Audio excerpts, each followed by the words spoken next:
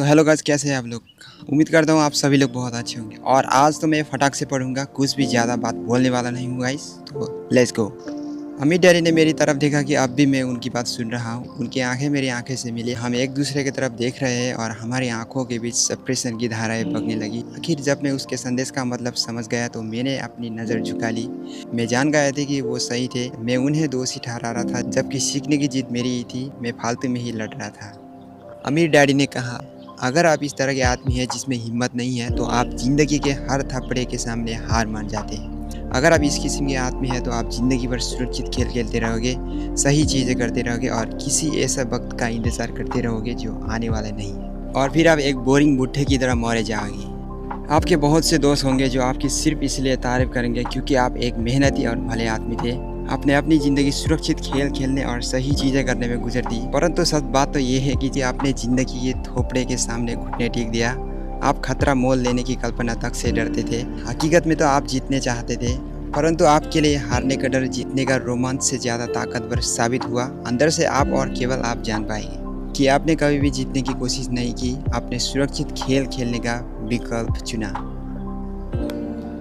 हमारी नज़र फिर एक बार मिली। 2 सेकंड तक हम एक दूसरे की तरफ देखते रहे और एक बार फिर मैंने तभी नज़र हटाई जब मैं उनकी बात का मतलब समझ गया। आप मुझे धक्का दे रहे थे, कुछ लोग ऐसे कह सकते हैं। अमीर डैडी मुस्कुराए। मैं तो यही कहूँगा कि मैं तुम्हें ज़िंदगी का स्वाद चखा रहा था। कैसे स्वाद, मैंने पूछा। मैं आप भी गुस्सा था, परंतु आप मेरी जिज्ञासा भी जाग गई कि आप मैं सीखने के लिए तैयार था।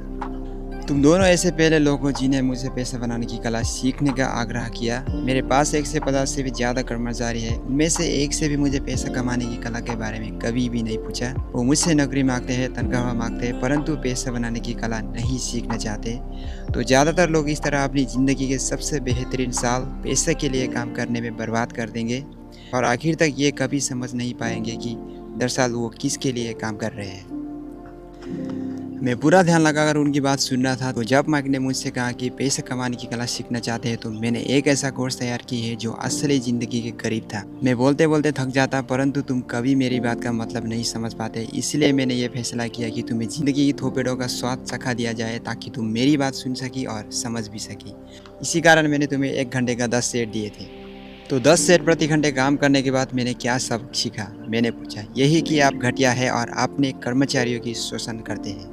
अमीर डैडी अपने कुर्सी पर पीछे की तरफ झुकते हुए जोर से हंसने लगे। जब उनकी हंसी बंद हुई तो उन्होंने कहा, अच्छे होगा अगर तुम अपना सोचने का नज़रिया बदल लो। मुझे समस्या मत मानो, मुझे दोष देना छोड़ दो। अगर तुम सोचते हैं कि तुम्हारी समस्या मैं हूँ तो तुम्हें मुझे बदलना होगा। इसके बजाय अगर तुम्हें यह लगता है कि तुम्हारी समस्या खुद तुम हो तो तुम खुद को बदल सकते हो, सीख सकते हो और ज़्यादा समझदार बन सकते हो। ज़्यादातर लोग चाहते हैं कि दुनिया का हर आदमी बदल जाए, बस हम खुद ही ना बदले। मैं तुम्हें ये बता दूं कि किसी दूसरे को बदलने से ज़्यादा आसान ये है कि हम खुद को बदल लें। मैं आपकी बात ठीक से समझ नहीं पाया, मैंने कहा। अपनी समस्या के लिए मुझे दोष देना छोड़ दो, अमीर डैडी ने अधीरता से कहा। पर आपने मुझे सिर्फ 10 सेट का ही वेतन दिया था, तो तुमने क्या सीखा, अमीर डैडी ने मुस्कुराकर पूछा। यही कि आप घटिया है, मैंने शरारत भरे मुस्कान के साथ कहा। अच्छा, तो तुम ये सोचते हैं कि समस्या मैं हूँ, अमीर डैडी ने कहा। वो तो आप है ही,